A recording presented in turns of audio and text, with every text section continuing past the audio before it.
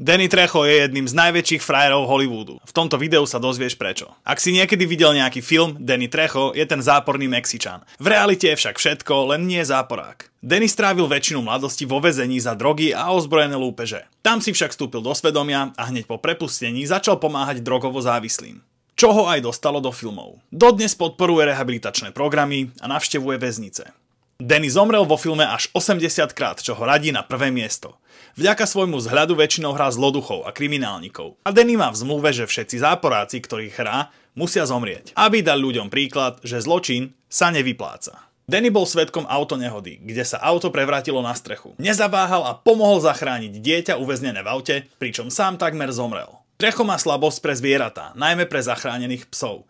Na Instagrame často zdieľa ich fotky a podporuje útulky. Má vlastnú sieť tacos reštaurácií, kde zamestnáva ľudí, ktorých nikde nechcú.